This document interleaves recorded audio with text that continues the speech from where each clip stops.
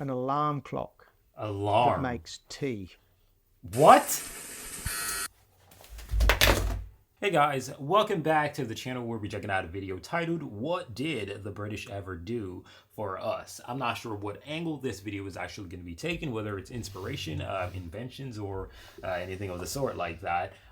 We do know the British had the empire and so on and so forth, so I'm not sure what the angle of this video will be, but it's coming from the Reef Rebels YouTube channel. A link will be in the description for that original video, so you guys can actually go to their channel and actually find similar videos possibly that you guys could also enjoy. So thank you for watching, and also if you guys want to recommend any videos related to the United Kingdom, British in general, link will be in the description. It is going to be a link for a Google form, and once you click that link, you'll be able to recommend videos using a Google form, and I'll check them out as soon as possible. Thank you for watching, and yeah, without further ado, let's learn what the British did for us, the world, I'd imagine. What did the British, ever do for us Romans. scientifically?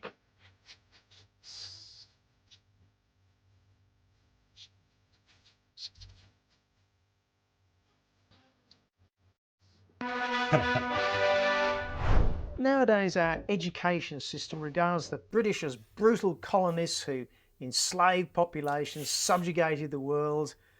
Out of roughly 200 countries in the world today, the Brits colonised, settled or invaded about 90% of them, which I think is fairly impressive, or at least I think... Yeah, like, you see, the reality of life is, like, I'm a guy who takes things from a different angle, and I know the British did a lot of colonizing, invasion, whatever the hell, however you want to phrase it, but the reality is this, that's literally how the world operated back then, and that's just the truth. You can't change that. And a lot of that actually influenced a lot of things that took place in the world, you know. So it might have been shitty back then, but I do think we benefited from things that weren't so beneficial back then, if that makes any sense. It's controversial, but let me know what y'all think. the Romans would think it was impressive. Yeah, But yeah, or they at would. least I think the Romans would think it was impressive. But would we have been better off without those bastard Brits? Now, as it happens, they may have some redeeming features. If you look at their scientific contribution, at least. Now, this is a slightly different video to normal, and I'm going to talk about the British scientific and technological achievements and inventions, even though I could mention trivial things like the British invention of some of the best countries in the world, like Australia, Canada, Singapore, US. New Zealand, US. America. Oh, good Well, God. maybe not invented, but they were certainly highly Yeah. influenced. Yeah. Or even the only decent country in the Middle East, which is Israel, courtesy of Mr. Balfour, and many other countries that have a great deal to be proud of, such as Malaya, South Africa, Fiji, Kenya, Botswana, Sri Lanka, India, all wonderful British creations. But we're a science channel, and we're going to look at science. Now, the list is long Really? of scientific achievements, and I'm only going to look at the really big ones and some of the more important ones. Let's start. Let's start with transport and engines. So the British invented the railways, steel Really? tracks, railway locomotives. In fact, wherever the British went, railways followed. So they put in railways in Germany, India, South America, and of course everybody copied that. Then we have the modern bicycle, initially called the Rover Safety Bicycle, apparently. Chain drive, caster steering, and relatively small wheels, invented by the Rover Company. In fact, in Poland, the word for bicycle is Rover. Rover. And yes, Range, bro. Okay.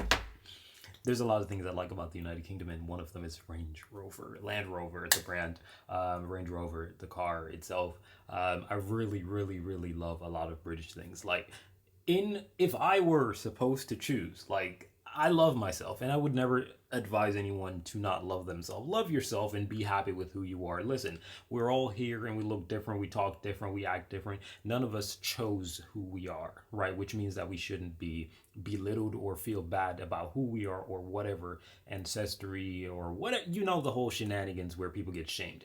Anyways, back to what I was saying. if I were given the opportunity to choose someone to be, right? I think a British man is what I would do. The accent is phenomenal. The dressing, dude. I'm dressed with a hoodie right now, bro. I'm trying to suit up. You know what I mean? It's just it's just different. You know what I mean? It's just posh, if that makes any sense. Like, I like it, dude. It's the same company that makes Land Rovers. Now, the British obviously invented the first engines, which was the steam engine, and that broke us free from back-breaking animal and human-powered devices. Now, while the British were inventing the steam engine, they, of course, had to invent the piston, and more importantly, the piston ring that seals the piston, a truly remarkable technological invention, which is even now being developed further. And the piston ring is the basis for petrol engines and diesel engines, in fact, virtually every engine. So no Brits, no engines. Next, they invented the first engine-powered ships, obviously steam-powered. Ships' propellers, steel ships, the steam turbine, initially for powering ships, but now it powers the generators in every coal electricity generating plant and every nuclear generating plant. So that's about 50% of all the electricity that's generated today, all courtesy of Mr. Parsons. Then we have the jet engine. Yes, the Germans independently invented it in the Second World War. The turboprop engine, invented by the Brits, the first turboprop aircraft. So if you don't fly in an airplane powered by a jet engine, which was largely due to the Brits, it's a turboprop airplane, which was invented by the Brits. Wow. And of course, the turboprop is the basis of the gas turbine, which is used to generate another 20% of the world's electricity. We also have the modern car layout, front drive, transverse engine, independent suspension, CV joints on the front wheels. Before that, companies tried all sorts of arrangements. So, for example, the Germans famously had the engine and everything at the back, but since 1959, most cars use the Mini Minor equivalent. Yeah, he's right. Like, I don't know what it is with rear engines. Obviously, there's advantages. As a car guy, I should know this, but I don't. But I do know that there's a lot of cars, sports cars especially, the engine is usually at the back, rear, right? And the drivetrain is usually rear-wheel drive as well. For most sports cars or all-wheel drive. So I'm not really sure about the advantages, but he is absolutely right. Most cars are front-wheel drive, right? And also the freaking engine is actually at the front. Ever been on a vehicle that uses steel wheels? Pretty uncomfortable. But don't worry, the Brits invented the pneumatic tyre. So it looks like the British have invented pretty much everything that runs on the road. Right. They didn't invent the road. That's just about it.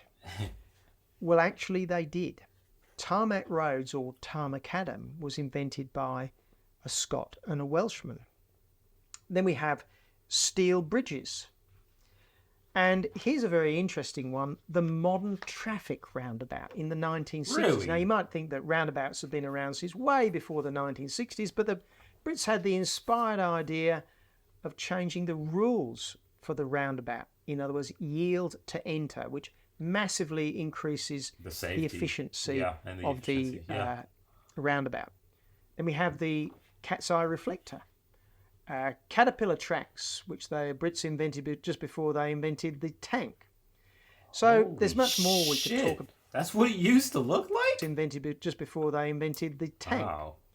So there's much more we could talk about in terms of transport technology, but we must move on to other industrial and technological stuff. Now, of course, Britain famously started the Industrial Revolution in the 18th and 19th century, and it's debated why it started in the United Kingdom, but clearly there was something special going on that made that spark. And of course, it started in the textile and agricultural industry. In the textiles, they invented the flying shuttle, powered looms, the spinning mill for making threads. In fact, if you didn't have the Brits, you don't have the very fine modern clothing which we have now, which is also incredibly cheap compared with what it used to be. Yeah. In the agricultural industries, There are all sorts of mechanical devices like the mechanical seed drill, the haymaking threshing machine, but also really important things like phosphate fertilizer production, selective breeding. But that's just the beginning of the Industrial Revolution. If you're going to have an Industrial Revolution, you need a big build buildings. And so the British gave us Portland cement, a revolutionary type of cement. Where would we be without it? Then we have things like steel boring machines. Construction, yes. What the hell? Wow, that's a big one. For infrastructure, like that's a big one. Which led to the steel, the modern lathe, which is ubiquitous in metal cutting. Hyper-accurate machines for measuring things, the micrometer, for instance. Ooh. You cannot have modern engineering unless you have hyperfine methods for measuring things. We have stainless steel, the production of polyethylene, very famous plastic used in just about everything. The steel hammer for forging steel and making it much stronger. The Bessemer steel process, the first mass production of steel effectively. That's insane. And then the mass production of glass using the now ubiquitous virtually tin flotation method. All right, let's go a little bit electrical. So the first long-distance communication cables were invented by the Brits, the coaxial cable. This was used for underwater cables to link the UK to America and other places. The first intercontinental communication, the birth of the internet in a sense. It was the first time that we could communicate all around the world. Wow. The telephone. Alexander Graham Bell was a Scotsman. Television, liquid crystal, cavity magnetron. You've never heard of the cavity? It's in your microwave, but probably more importantly, the first radars to a large extent used the cavity magnetron, which was a revolution. Then if we go a little bit medical, we've got CAT scanners, Ooh. ultrasound scanners, the first town to have chlorinated water. What? How about the first electronic programmable computer to crack German codes in the Second World War? Accurate navigation using highly accurate clocks, the chronometers, and the first workable atomic clock. Then we have the World Wide Web, a gas stove, tin cans, and a really big one. I know you've been wondering where I get to this one. An alarm clock. Alarm? That makes tea. What? Dude, no. No. Where the hell is this? No way. Bro. Like, being for real, man, like, this right here should be like, oh my gosh. Wow. That is so cool, like literally. Dude, come on, man. Again, I could have added many, many more things, but let's go on to fundamental science, the stuff that all other science and technology actually depends upon. But before we do that, maybe just like and subscribe. Please do. Please do. How about the discovery of the proton, neutron, and electron? The three building blocks of, well, frankly, just about everything. All discovered by Brits. And the Brits also discovered the opposite of matter, which is antimatter, by Paul Dirac. And more recently, the last particle in the standard physics model of just about everything, the Higgs boson, which was proposed by Peter Biggs. Never. Now let's go a little bit bigger, but not a great deal bigger. The atom. The model of the atom with a hard nucleus with the electrons flying around was essentially discovered by the British. And I'm being a little bit loose there because there is a famous New Zealander involved with this. But frankly, in those days, Kiwis were basically Brits. What about biology? Well, in my view, the two biggest advances in biology were both discovered by Brits. The first one is Charles Darwin's theory of evolution. Oh, really? And then you have the discovery of the structure of DNA at Cambridge University. Fundamental molecular biology, of which the whole DNA revolution has been based on. And yes, I know Watson was an American and Wilkins was a Kiwi. Anyway, of course, the discovery of the structure meant this explosion in growth of the whole DNA industry, effectively, such as DNA fingerprinting, now invented by the Brits. Now let's go back to more basic, That's a very important thing right there. very fundamental, and possibly more important medicine. We have antiseptics, antibiotics, vaccines. The antiseptic, is that like in relation to like septic shock? I'm not a biology guy. No, it's not my thing. I prefer chemistry and freaking physics. Ah, I don't know. It could be. Antiseptics, antibiotics, Yeah, vaccines, antibiotics. all three invented by Brits. But let's go back to physics now. So we have Newton's laws of motion, Newton's laws of gravity. Mm. Newton. Where would we be without Sir Isaac Newton? We Yeah. essentially couldn't predict anything. Back on to the physics, the laws of optics and the way that radio waves travel. Mm. Light, the laws of electromagnetic propagation in signals and wires. Scotsman James Clerk Maxwell's. You don't have any mobile phones or computers or communication cables without Maxwell. And then we have electromagnetic induction from Michael Faraday's. If you don't understand magnetic induction, there are no electric motors, there's no electric generators. Basically, the whole backbone of the electricity system, you owe it to the Brits. To the British. Or in mathematics, and there are a lot here, so I'm going to pick the really big one, which is the invention of calculus, yes. There was another guy called Leibniz who also invented it at the same time, but essentially Newtonian calculus is at the basis of a huge amount of advanced science of engineering. It's as fundamental as algebra and arithmetic. Now, this list is not complete. There are literally a zillion other things that the Brits have contributed to. Actually, there is just one more. Give it. The flushing loo. The toilet? Now, obviously, much of what those British... I'm pretty sure the loo means toilet. Imagine I'm fumbling right here, bro. Flushing loo.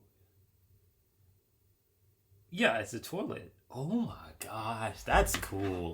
That's pretty cool. scientists did was based on other scientists from lots of other countries, and the Brits were just part of this magnificent thing which we call Western civilization. Right. Of course, there were French and there were Germans, and the scientific development and advancement then spread to the United States and now to the Far East. But the contribution of the Brits were utterly fundamental on so many levels. Now, without those advancements, our lives would be short, harsh, and frankly, just bloody horrible. The world's population would still be about 1 billion, which is what it was in about 1800, rather than the roughly 8 billion that it is today without that wonderful science and technology. Now, if you add up all the bad things that the Brits may have done, you know, the Amritsar massacre, the Bengal famine, and all the other bad things that happened, albeit only occasionally considering the attitudes of the times. But even if you add all those up, it's not a drop in the bucket compared with what has been achieved and the lives that have saved. Yeah. How many lives? He's right. He's right. Like, I'm not trying to be the guy who tries to make it seem as if bad things are just supposed to be wiped off the face of the earth and you're not supposed to pay attention to it. But I can ask you this one question. If 10 people come to you today and say, oh my gosh, you're beautiful, right? You're a man, you're a woman, whatever the hell it is. You get a compliment that means something to you. And someone, just one person, says something really bad to you. You're going to think about the bad thing the entire time. It's actually kind of sad, but as humans, we focus like very much on the negative, and we often don't realize the benefit that we had or the good, you know, situations that we had before the bad or after the bad, if that makes any sense. Babies. It's not a drop in the bucket compared with what has been achieved and the lives that have saved. How many lives, how many babies, children, were saved by antibiotics and antiseptics, clean water, or the uses of electricity, communications and transport. Famines are effectively a thing of the past because, well, for one reason, we can ship food around from one place to another Yeah. very, very easily. Now, look, it turns out that I was born in England, and even though I'm an Aussie, so I am biased. But I don't think it makes sense to be proud of what your ancestors did or were unless there's some evidence that you carry on those ideas, values and traditions.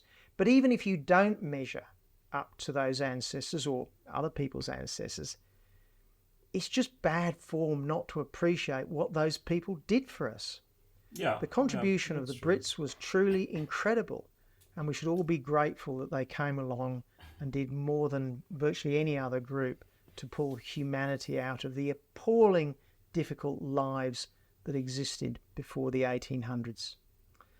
So, do you think the ledger for those bastard Brits, is it positive or negative? I think it is. You know, I think it is. It is perfectly fine to have some sort of critique to anything that anyone has done in terms of their negative, but I think it is very important to also not overlook the good things that they have done. And the British has done a lot of great things. Like a lot of these inventions, one of the main inventions in here that stood out to me were the medical and also the transportation, right? Because without medical and transportation, I don't know where this world would be right now, right? I'm healthy, right? But let's be honest, there could have been an infection when I was born, and some medic, saved some. There's a lot that could have been done, right? And I think this video is a very good video. We basically invented the 20th century and probably the 19th, and we ended slavery. You know what? They actually are the ones responsible for this whole slave trade being ended. So yeah, this was a very good video. Thank you guys for watching. Let me know what y'all think about it in the comment section down below. I'll catch you guys in another video. I'm out of here.